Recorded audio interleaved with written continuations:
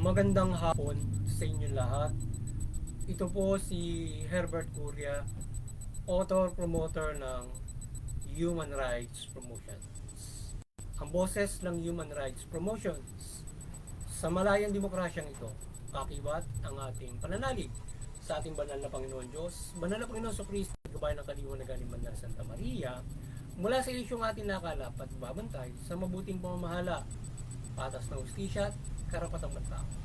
Ayon sa issue ng evacuation centers and student moratorium signed into law by President Marcos yesterday. Nilagdaan ng ating Pangulong Marcos nitong Biyernes ang Ligtas Pinoy Center Act and the Student Loan Payment Moratorium during Disasters and Emergencies Act. Yan. Ito yung ating tinunghayang issue ngayon na sinabatas itong evacuation center na pagtatayo o pag-build ng mga evacuation center. Sinabatas nito na para nationwide ay magkaroon ng evacuation center sa pagharap sa mga sakuna. At kalisabay nito ay yung student loan payment moratorium na kung saan ay yung mga estudyante ay madi-deferred yung kanilang payment sa tuwing panahon ng sakuna at for the deferral ng payment ay lahat hindi muna sila magbabayad including the interest deferred din. So, mandated na ang evacuation center sa bansa na fully equipped na magbibigay ng temporary shelters sa mga nasasalanta ng bagyo. Ang mga facilities na ito na resilient sa mga sakuna ay dapat na pagtuunan upang maprotektahan ang mga mamamayang Pilipino. Ang mga eskwelahan sa darating na panahon ay hindi na gagamitin bilang evacuation centers, kundi itong mga itatayong mga evacuation center ang siyang lilikasan ng ating mga mamamayan na tinatamaan o nabibiktima nitong mga sanglaw na nasalanta. So, itong evacuation center na ito ay hindi pa lang ngayon lang itatayo, kundi mayroon ng existing sa mga ilang lugar sa bansa na mayroong mga evacuation ng center. So, magaganda yung evacuation center na itinatayo na 2 stories with malawak yung kanyang parang dome. So, ito ay mahalaga para yung sangkatutak na mga mamamayan na sinasalanta na bagyo sa isang area, so doon nilikas sila. So, sa siguro isang mahusay na lugar na kung saan ito ay doon mag-evacuate yung mga nasasalanta, ay siguro mas maganda yung mga lahat na yung talagang typhoon hit area, lahat kung bawat bayan ay malagyan yan, lagyan ng bawat bayan siguro. Usually yung mga ang usual na binabagyo ay Region 4, yung Bicol, yung Bisaya, Mindanao, yung mga lang panabihan na yan. Palaging dyan na tumatama yung mga malalakas na bagyo. So yung mga estudyante naman na may student loan ay mabibigyan ng moratorium sa panahon ng sakuna o bahagyang ititigil ang pagbabayad at mag-interest ay hindi na rin ipapataw. So malaking bagay ito sa mga estudyante na mayroong loan para makapag-aral sila at malaking bagay ito kung panahon ng sakuna ay sila ay madi-deferred yung kanilang payment para siyempre maraming gastusin dahil nga sa sakuna. Siguro kung ito ay isang buwan dito ito mula 1 to 2 months alam ng mga ganun. So bigyan ng ating mga ng hindi ko pa nababasa yung kabuuan ng bata, pero meron deferral yan. Maaaring hindi lang isang buwan, siguro 2 buwan. So ngayon ang Human Rights Promotions ay maring sumusuporta sa mabuting pamamahala, patas ng hustisya at karapatang pantao. Kasi issue ito ng pagpasa ng batas hinggil sa evacuation centers at student moratorium ay ating sinusuportahan ang programang ito ng ating pamahalaan to become resilient at to mitigate sa mga sakuna na nananarasa sa mga particular bagyo at mga pagbaha, etc. ng mga hinaharap natin dito sa global warming na nakasasalanta sa ating bansa. So, ang hakbangin na ito na protektahan ng sambayan ng Pilipino sa mga sakuna ay mabisang tumutugon sa kaligtasan ng bawat tao at pamilyang masasalanta at higit ay ang pagliligtas ng ating Panginoon Diyos. Yan. So, itong makbangin na ito ng ating pamahalaan, so malaking bagay ito para maprotektahan yung lipunan Pilipino na pangunahing sinasalanta ng mga bagyo para meron nilikasan. So, at yung pating itong itong pagharap sa bagyo may mandated na kung paano ka mag-evacuate. So, pinakamahalaga, mayroong pag-evacuate. So, kung minandate nila, hindi kung saan. Halimbawa, mag-evacuate, hindi ka maghahanap basta-basta ng building. Pupunta mo or mga eskwelahan. Ngayon, kung yung mga tao na halimbawa, signal number 4, signal number 3, na alam nila maraming ulan or malakas ito, pag pinorse evacuation, doon agad dadalhin sa mga evacuation center na tinayo ng ating di ba, napaka-cool, napakaganda. So, mga protektado yung mamamayan with this steps or program, the government facing calamity or facing global warming na pumipinsala sa ating bansa. So, we hope bantayan ang opisina ng ating Pangulong Marcos itong hakbangin sa pagharap sa mga sakuna mula dito sa building or evacuation centers at mga flood control, etc. Upang ang mga pundong ilalaan dito, lalo na bilyon na hindi pa ng mga bagyo rin na masasalanta na lamang sa kamay ng mga tiwaling ahensya o mga opisyal. So, sana bantayan ng ating Pangulo yung kanyang pagharap sa itong pagharap sa global warming from this kind of program na halimbawa yung paglalagay ng evacuation center, yung mga flood control. Sana bantayan ng mabuti ng Pangulo. Humingi siya ng report every twice a year, 6 months and end of the year na makikita niya yung in progress ng mga halimbawa flood control or ng mga nitong mga sinasabing mga evacuation center. So, halimbawa DPWH for 6 months ano na ba natapos nyo, dapat in progress na nalaman ng Pangulo. So, kung ang target nila 10, so within this term alam niya agad na meron. Tapos sigurado may picture o mapupuntahan ng kanyang mga tauhan nyo para siguruhin na yun ay tapos at maganda, good quality, diba? So our president magpo-provide siya ng mga i-inspect doon sa mga lugar na yun at iswas kasi para mas maganda makasiguro na yung mga pondo na yan ay yung mga ipapagawa na yun ay talagang magagawa at hindi makukurat yung mga pondo ng mga bilyon, siguradong bilyones ang magagastos dyan sa mga evacuation center na yan, pati doon sa mga flood control project na binaba, hindi naman bilyon-bilyon yung nilalaan, hindi naman natatapos. Hindi parang walang hindi pa agad na hindi nga natatapos agad or parang walang proyekto. So ngayon dapat yung ating Pangulong Marcos ay mayroon siyang team, maglagay siya ng team or kanyang at least was ay inspect niya, magre-report sa kanya yung DSWD, total yun naman DSWD secretary ay kanyang gabinete, magre-report sa kanya lang in progress niya ng iyang mga ganyang major projects na dapat na flood control yan. So dapat every quarterly o every 6 months meron siyang papel for the progress ng mga proyekto. Kung target nila 10, dapat malalaman niya sa loob ng ganun pala, ma-check nyo bakit dadalawa pa lang yung ginagawa mo lampas na tayo dun sa due date, di ba? Mga tipong ganun. So, maano agad niya, malalaman niya kung ito kinukurap na or ito ay anong problema, bakit ganun. So, para at the end of this term, sigurado siya may nakita niya yung yung kanyang nilagdaan, yung sa tatlong taon, makikita niya na mayroong natatapos yan. Yung isang evacuation center sa tingin natin, sabay-sabayin nila, pag may punto yan, palagay ko 3 buwan, tapos ang isang evacuation center o 4 months, siguro. O, palagay natin 5 months, yung nakamatagal, tapusin nila isang evacuation center. So, kung magsasabay-sabay yan, so, di ba?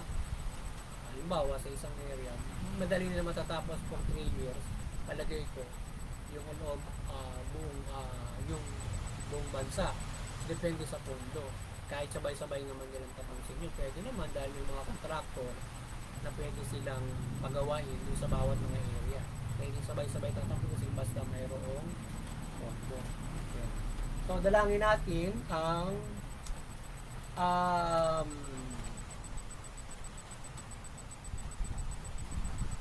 so, usapin naman ng moratorium sa mga estudyante ay malaking tulong ito sa panahon ng sakuna upang maibsan ang kagastusan at ang pasanin sa panahon ganito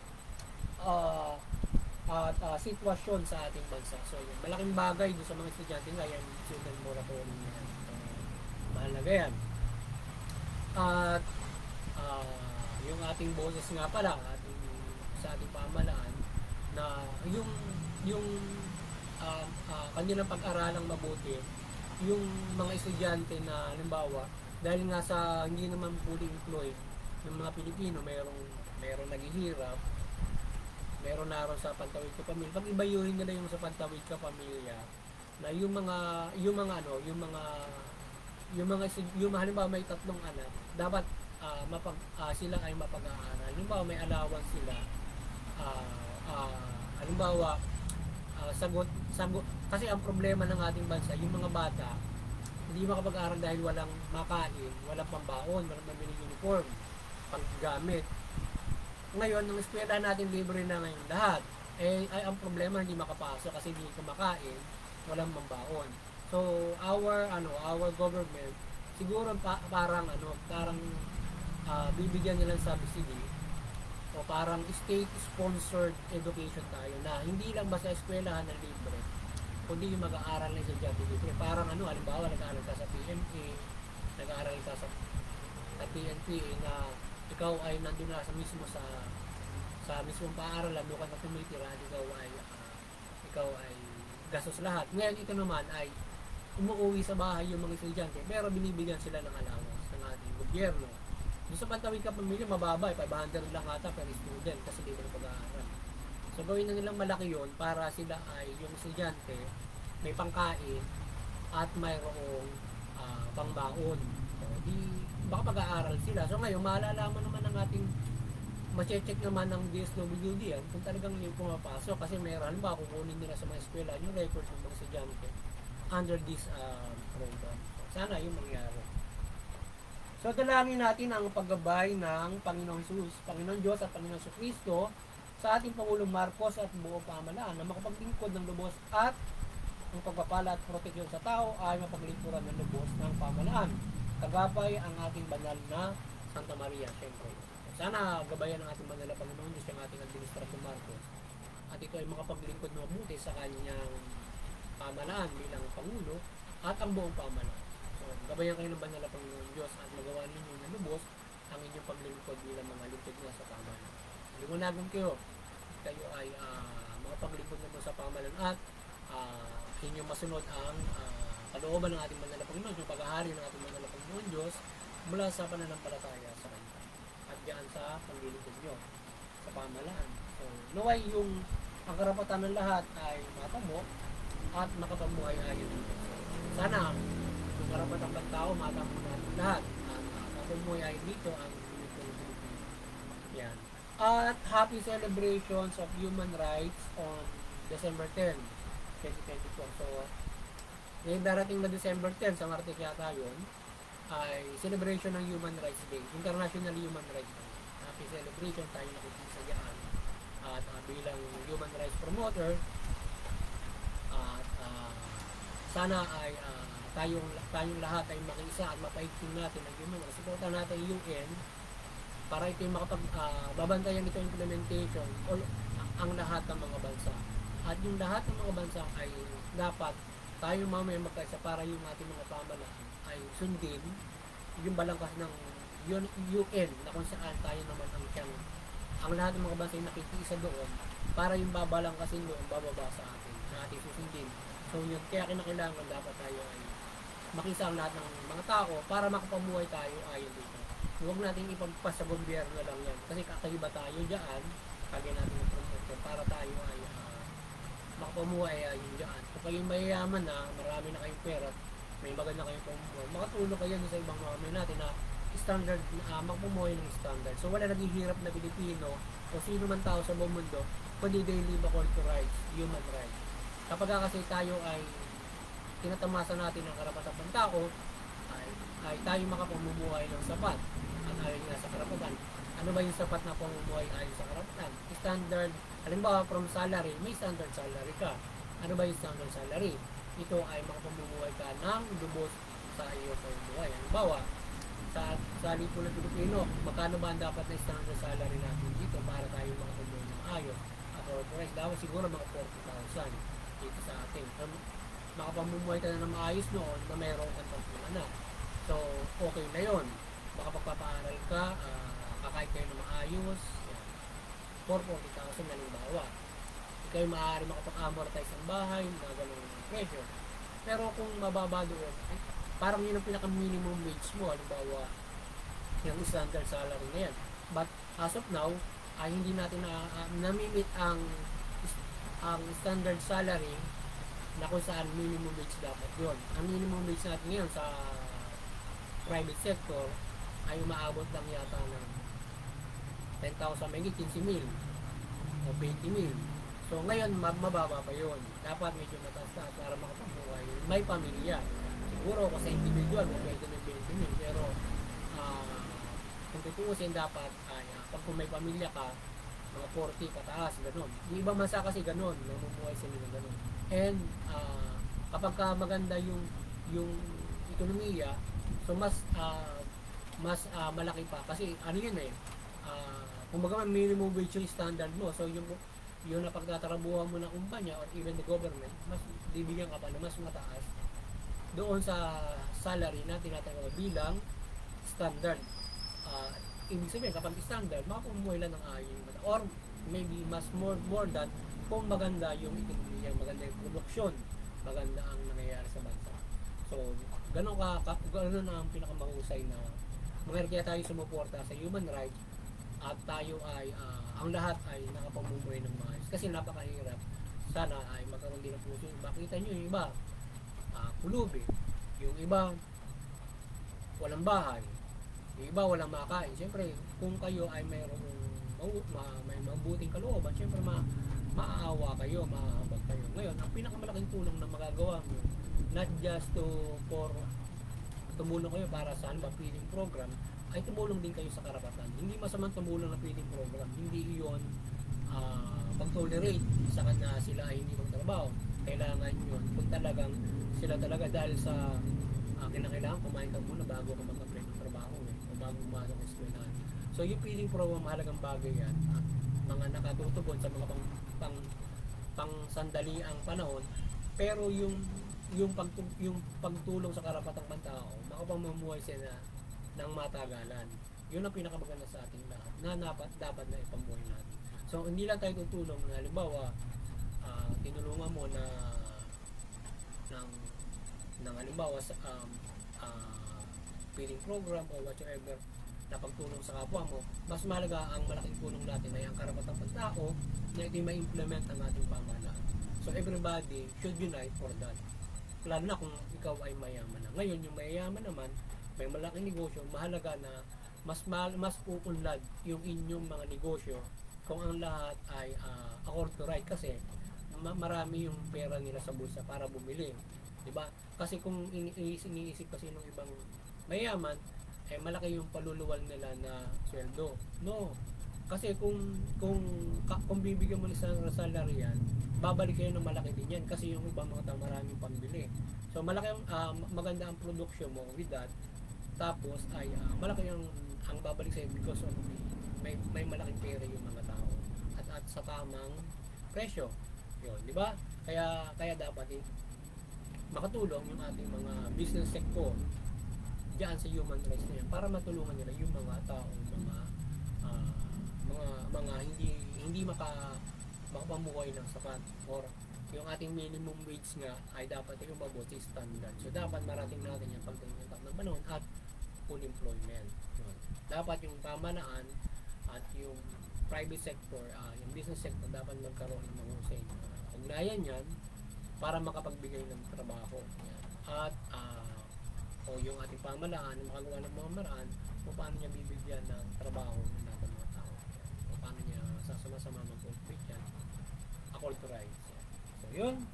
At unite and support human rights implemented in the world from United Nations. Live according to human rights. So, happy Human Rights Day ngayon darating na December 10. So, God and Jesus Christ and Mother Mary bless human rights to. Sana pagliwanagan tayo ng Panginoon Diyos at ang lahat ay mahikayat ang ating mga pamahalaan to implement it fairly the human rights. Lalo na yung mga business center, maliwanagan kayo ng ating banal sa Panginoon. Muli, magandang hapon sa inyo lahat at sana nakapagsabaw sa naman ng human rights promotion sa linggong ito.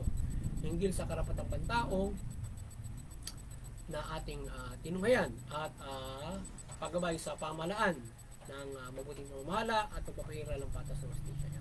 Magandang hapon sa inyo lahat.